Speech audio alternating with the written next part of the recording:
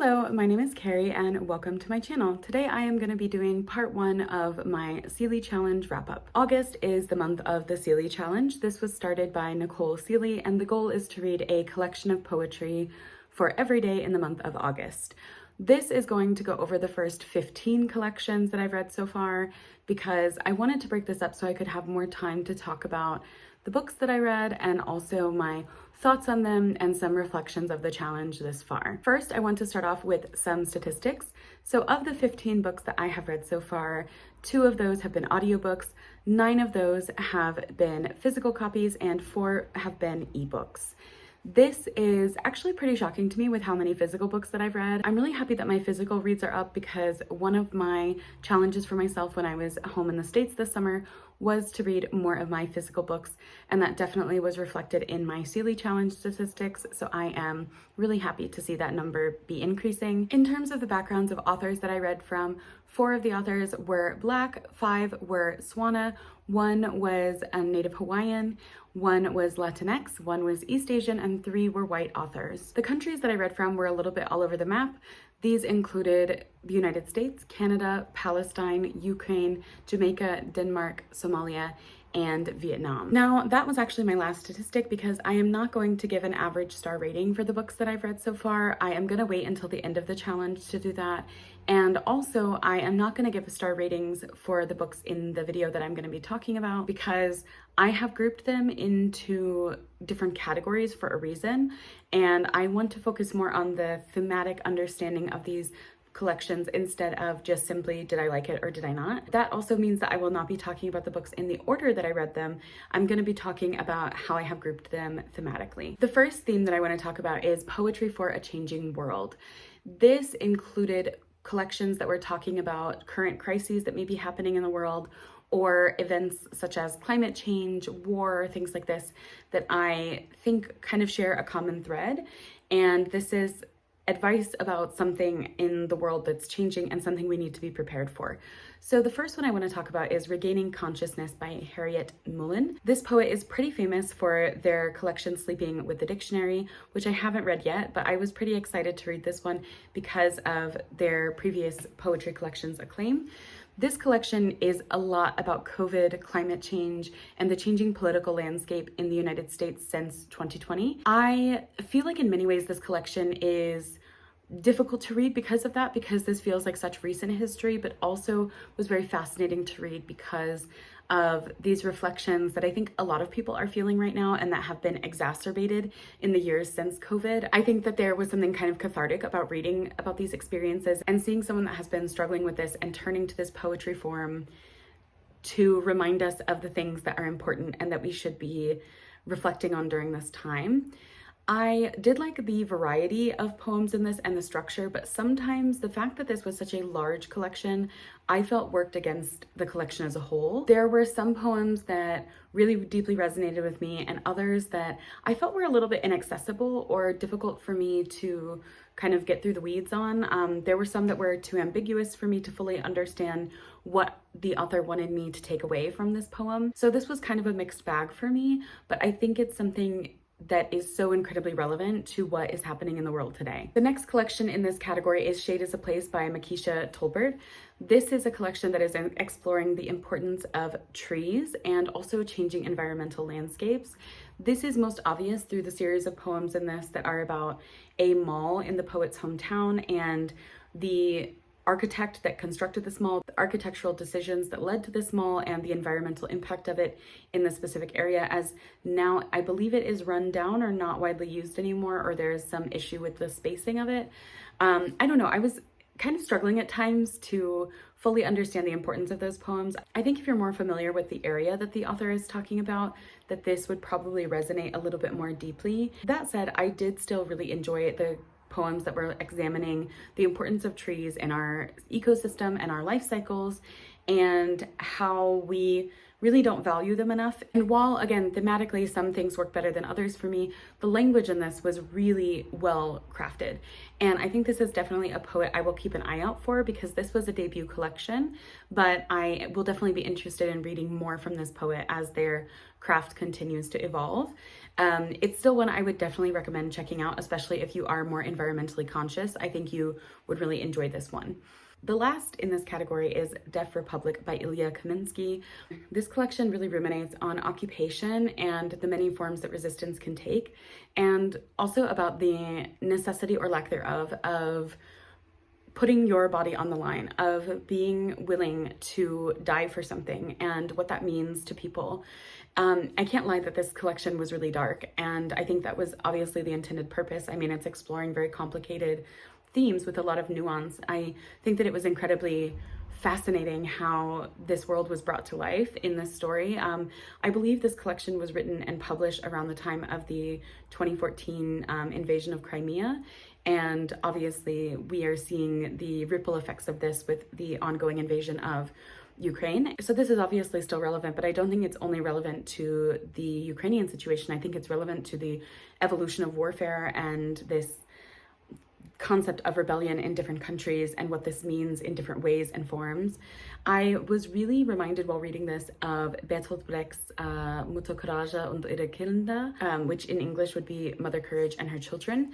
That's a play that is about a woman who has this like traveling shop that she is carting around to all these different battlefields during, I think it was the 100 Years' War, and it's reflecting on this difficulty in living in times of war or catastrophe or occupation, but still having to live with your everyday life. And that is also something explored in this collection. And I think that the language, the structuring of these stories really reminded me of each other.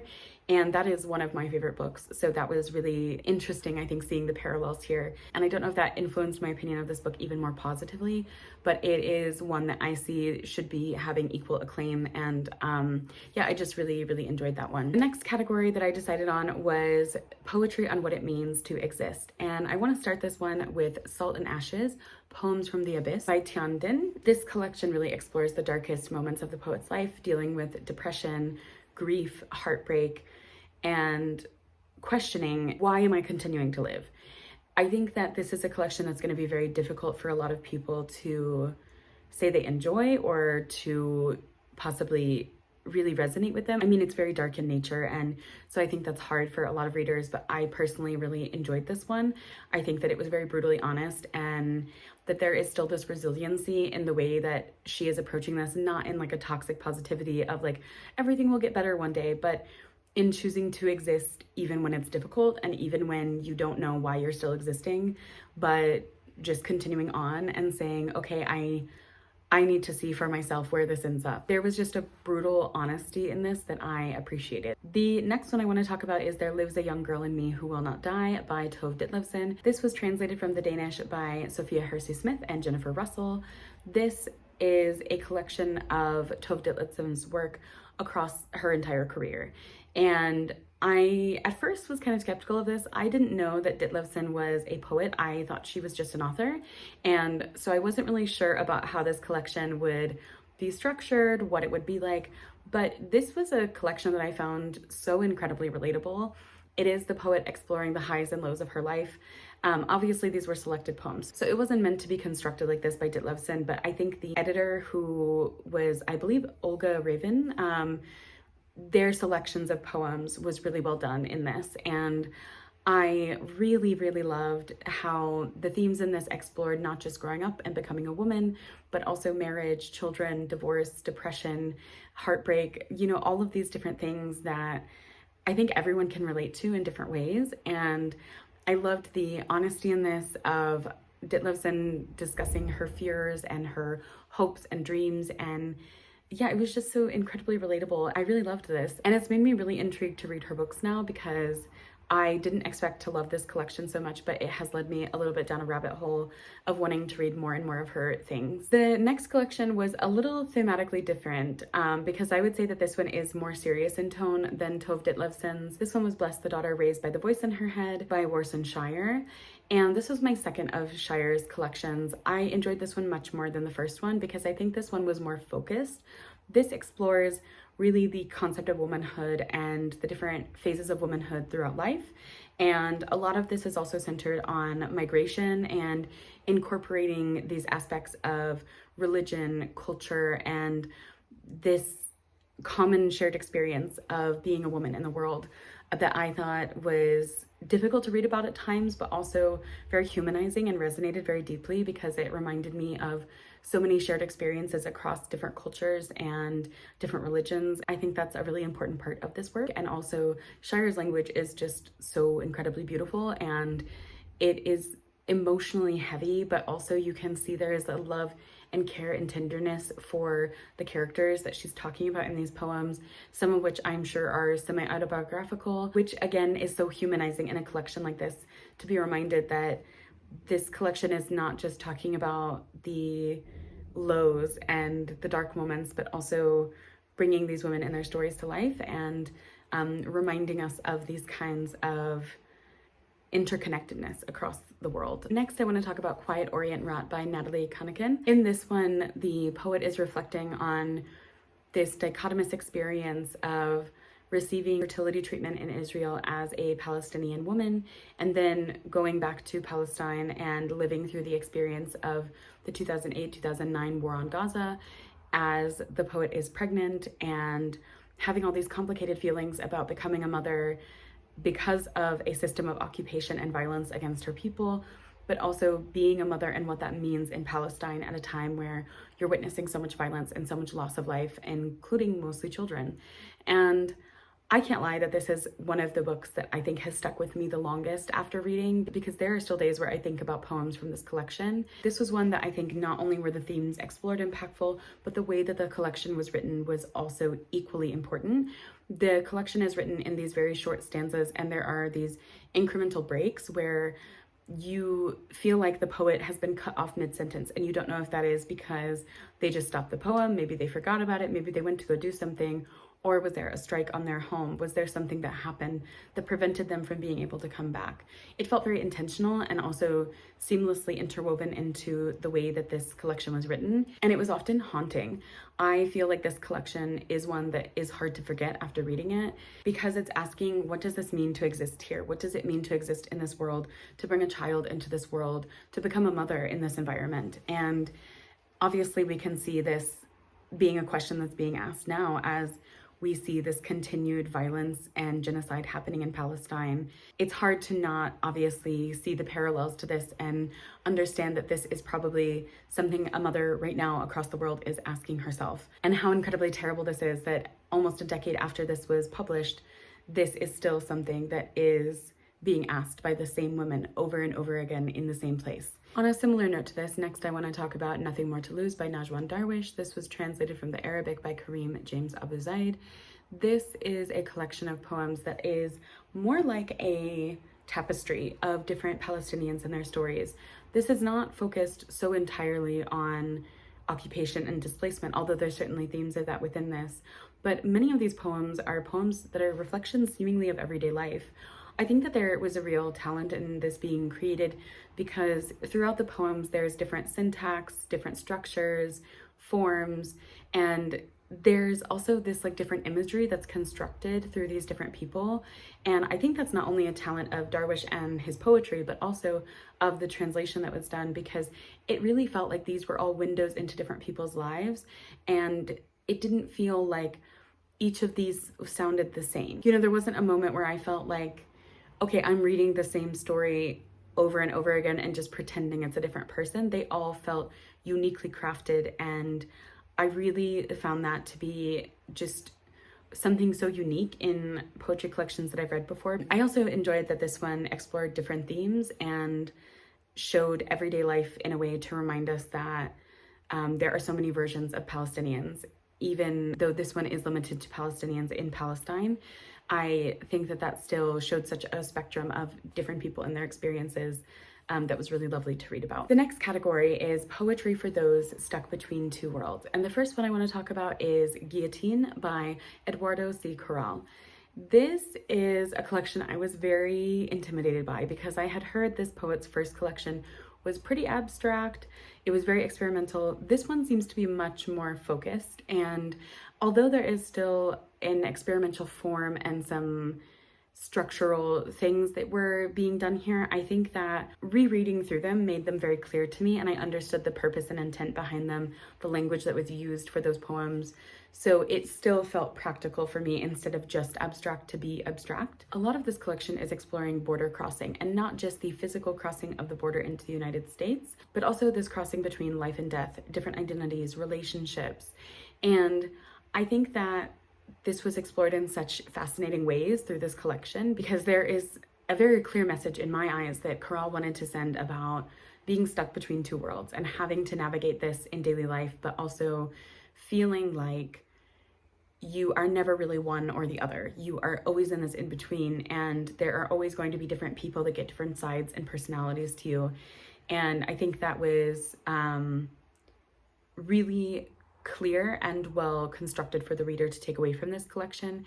However, I will say that there are times in this collection where there is very explicit violence that is used, and there are these very gory scenes that I didn't fully expect going into this collection. And I sometimes questioned the use of this, because I can understand violence if it's serving a purpose in a narrative, but this felt a lot like violence for shock value, which is not something that I am a big fan of in any type of work, because I personally don't think that we need to sensationalize violence to try to use that to appeal to people's humanity, because I always think that's a person. I think that is a person who has just had one of the worst things done to them, and we are using their death for something instead of respecting that this is a person, that they have a family that is one day maybe going to read this or see this in the world.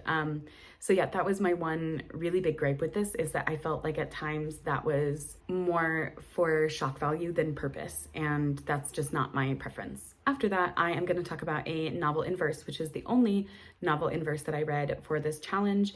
I was going back and forth about if I would end up reading a novel in verse, because I can't lie, it's been quite a while since I've read one. The one that I read was one I had eagerly been anticipating for many years now. It had been sitting on my shelves just waiting for me, and it is Home is Not a Country by Safia Elhillo, who is one of my favorite poets. And this was a very tragic young adult story. It is the story of this young girl, Nima, who she, at the beginning of the book, is really struggling to get along with her mother. Her father died before she was born, and she has this best friend who is starting to pull away from her.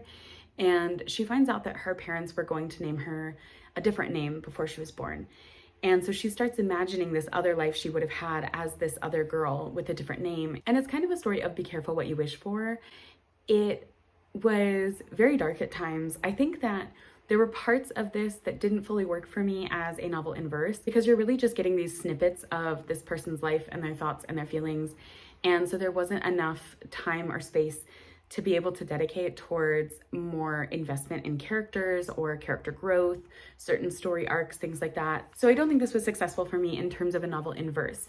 However, in the themes that it wants to explore and convey to the reader, I did think it was successful in doing that. And I really appreciated how this poet encapsulated this feeling of nostalgia and showed us this through the eyes of this child who never even lived in this country, but yet is longing for this life and is wondering what the adults in her life, who are now so different to who they probably used to be, what would they have been like if this had been the life that they had been able to have, if there hadn't been, political crises and war that happened in their home country. Because although it's never directly named in the text, at least from my memory, I believe that the country they're talking about is Sudan, where the poet's family is originally from before they immigrated to the United States and had her.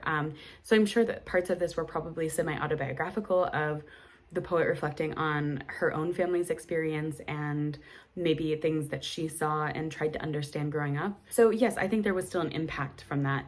There was still this success in conveying this story, even if the formatting of it didn't fully develop other areas of it. The last book in this category is Ask the Brindled by Noor Revilla. This is a native Hawaiian poet that was heavily inspired by Haunani K. Trask. And this collection is exploring the poet's queer identity and this kind of dichotomy between living in this world where, obviously there are everyday experiences that have been shaped by colonization of Hawaii, but then also trying to navigate Native Hawaiian traditions and culture and being a queer person and navigating both sides of this coin and trying to understand who are you, what is your identity, and how does this interweave with your culture and what your culture has maybe been changed into over time. This was another collection that was very experimental in terms of structure. There were some interesting format choices made in terms of the poems, and I enjoyed them. However, I actually found the least experimental poems to be the ones that I struggled the most with. And this was because of language in this collection. I think that there were times where the actual language in how the poems were explaining things or exploring things was difficult for me to understand. And I have been asking myself, why did I feel this way? Because they weren't poems with concepts that were necessarily foreign to me. They weren't poems that, used a lot of the Hawaiian language, so they were literally harder for me to understand. It wasn't like that. It was just that I found that there were some things that were really going over my head, and I don't know why they were. I don't know if it was something about what it was trying to convey to me that I just couldn't understand, or maybe it's something I couldn't relate to, so I couldn't deconstruct the meaning there. I also do want to say that there is a notes section at the end of the collection. I would recommend for anyone thinking about reading this to please read the notes section first, because I did find that reading that and then going back to some of the poems that I found a little bit confusing was helpful in certain circumstances. Sometimes that didn't really impact my personal takeaway, but that was something where there were certain aspects of that I think should have actually been footnotes or should have been like an introduction to the collection instead of notes. Obviously, I don't think that was a poet decision. I'm pretty sure that would have been like the editor's decision of where to put that, but it's something that I think readers should be aware of before going into this in the future.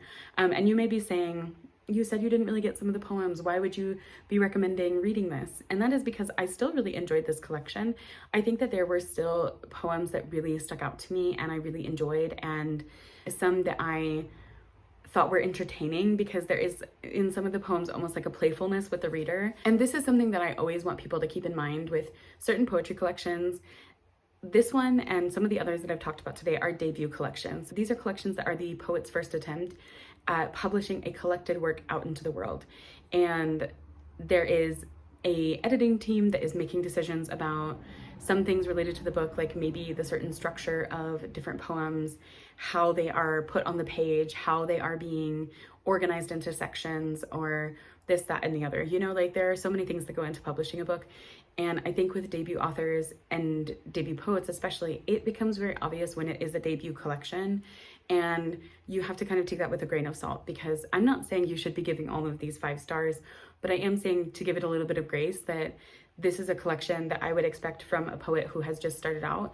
And I can see that there is still a lot of talent there, and there is a love for craft, and that craft has definitely been influenced by the culture this poet comes from. And I think that that created a really unique voice here that I would love to read more of. Even if I did not find this to be a perfect, flawless collection, there is still something of value here.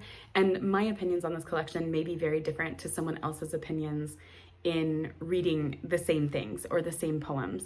Something that didn't resonate with me could resonate with someone else much more beautifully, and I love that for the other person. I think that we are all going to have different interpretations of these things, and so I hope that in sharing my thoughts about these different poems and these different collections, that no one feels like I'm saying like you should absolutely not read this, because there are no books in this list here that I have been sharing with you today that are 1 star. 1 star is a collection I would really say, no, do not read this, but that's not the situation. So I just want to end this section on that note, because I think that all of these collections are valuable in their own ways, and that's why I want to share them with other people on the internet. That's the end of the section for poetry stuck between 2 worlds. The last section that I have to talk about is poetry of personal epics.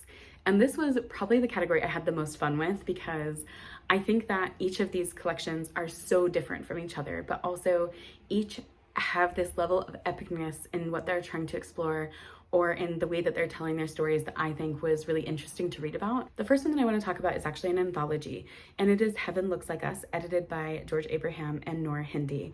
This is a collection of Palestinian poetry that has been either translated or written in English. So the editors give a disclaimer at the beginning, like this is not supposed to represent all Palestinians. There is obviously a gap in Palestinians who are in diaspora in certain parts of the world, who are unable to get their works translated into English, things like this. So that disclaimer is given, but yeah, I think that this is still a beautiful spectrum of Palestinian experiences, both in Palestine and in the diaspora, because the authors span different parts of the world, and also some of them are still actively living in Palestine. And there's also a variety of generations represented in this. There are poems from deceased Palestinian poets and living ones, and throughout all times of Palestinian history. Since, if my memory is correct, the 1940s, I think, was like the oldest poem in here. There are many different themes that are explored in this. Obviously, dispossession, displacement, occupation are explored, but I think that's actually very small in comparison to the breadth of themes that are covered here, because there are so many different experiences wrapped up into this story. And I think it's another great reminder that Palestinians do not exist merely to suffer through occupation. And this collection does a really good job of showing Palestinians experiencing joy and love and heartache and everyday experiences with family and friends, and I really love that aspect to this. Obviously, this collection has a wide variety of poets, structures, forms, so there is a little bit of something for everyone, so I hope that more people give it a chance. After that, I want to talk about Cannibal by Sophia Sinclair. This poet is pretty famous for their memoir, How to Say Babylon, which is about their experience growing up in a, I think, pretty strict and religious household as a child. And this collection is very different in tone and nature, but there are definitely echoes of this experience the author has. This collection is a reimagining of The Tempest and an exploration of The Tempest as a decolonial metaphor and aspects of decolonization and post-colonial identity from the author's experience growing up in Jamaica, and then also living in the United States and other parts of the world, experiencing these different racialized identities. I think that the poems that were reimagining The Tempest and exploring post-colonial identity were the most impactful and successful for me. The ones that were the most personal about the author actually felt pretty dense and like they were the hardest to understand. There is much more complicated language used, there are more analogies that I didn't understand, and it almost felt like in the most intimate and personal of moments in this collection, that was when the author was pulling away from the reader, and I'm not quite sure why. I know that this was written fairly early on into Sophia Sinclair's career, and I'm wondering if maybe she wasn't ready to fully explore some of the themes that would come later in her works, and this was just simply opening the door to some type of exploration. That said, there were poems in this that I think stood out to me and resonated with me deeply, but they weren't the ones that I felt were the leading or guiding purpose behind this collection, which made it hard for me to understand how I felt about it as a whole. So far in the books that I've read for the Sealey Challenge, this one has been the lowest rated that I've read. I don't personally think it was bad, but I think it is the one that I struggled the most to connect with in this. Then I want to talk about Blues Triumphant by John Terry Gibson. And first, this beautiful cover. Oh, I have the physical copy of this, and it truly is a work of art. I love it so much. This was just a beautiful reflection on the poet's life growing up in a very small, conservative, mostly white Idaho town where she was one of very few Black people that lived there. There is a lot of discussion about the natural world and natural beauties and how these are interwoven into the story is a clear reflection of the poet growing up in a natural environment that she had a love and appreciation for. I loved the way that this collection was constructed because you follow the poet throughout her life and it felt very seamlessly woven together. There are common themes explored, but yet even for such a small collection, they didn't feel repetitive because it felt like they were expanding on ideas that had been presented from earlier in the work from a younger age with more depth and nuance as you continued on. I just really loved this one, and I haven't heard many people talk about it. It doesn't have a ton of ratings on like review sites, and I think that's really a tragedy because this was a beautiful work. The last collection that I have to talk about is Information Desk by Robin Schiff.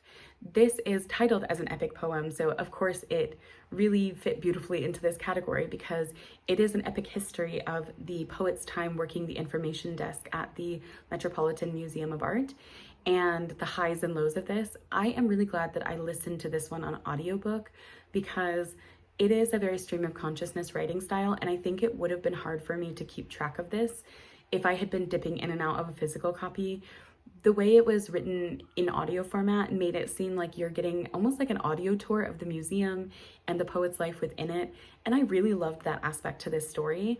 I think that there are a lot of dark and heavy themes that are explored in this, especially when she's talking about the sexual harassment and assault of certain employees and the way that this was really covered up by the museum. Sometimes the higher ups in the museum were actively participating in this. So I mean, this isn't a light read by any means, but there was a certain humor that was in some of the poems and that guided this story along that made this a funny story, but also approaching serious topics with the depth and gravity that they deserve. So I think there was a really good balancing act here. So this was one that I not only really enjoyed the poems, but I also really am glad that I chose to read it in the way that I did, because I think that would have affected my enjoyment in the end. And that is actually the last book that I have to talk about for the first half of the Sealey Challenge. Of the books that I have read so far, I think I have hit quite a mixed bag. I've had very few favorites from the first half of the month. My absolute favorites were definitely Blues Triumphant, Quiet Orient Rot, Bless the Daughter Raised by a Voice in Her Head, There Lives a Young Girl in Me Who Will Not Die, and Deaf Republic. I think those are the ones that have stuck with me the longest, and I will say like those are considered favorites from this so far. However, I still have many more collections to go, so I'm intrigued to see how the other half of this month will work out. I did definitely enjoy reading such a variety of poems, because even though I have grouped these thematically together, none of these collections felt similar to each other. All of them felt very unique, and I really appreciated that aspect, because I find that it's very hard with the Sealey Challenge if you're reading a lot of collections that are very similar thematically to stay motivated, to stay invested in them, or else they start to bleed together eventually. So yeah, I think that I'm doing good so far, and I'm hoping that this means a successful Sealey Challenge is in store for me in the future. I will end my part 1 here, and then I will film a part 2 with the second half of the month. If you are participating in the Sealey Challenge, or if you have read any of these collections here, I would love to hear your thoughts down below on these collections or on your progress in the Sealey Challenge. This will probably be up around the time that the Sealey Challenge has already ended. So please feel free to just tell me how your Sealey Challenge went if you were participating. But I hope that you found some maybe new possibilities for reading poetry from this video, and that you enjoyed watching. Until the next time, happy reading. Bye.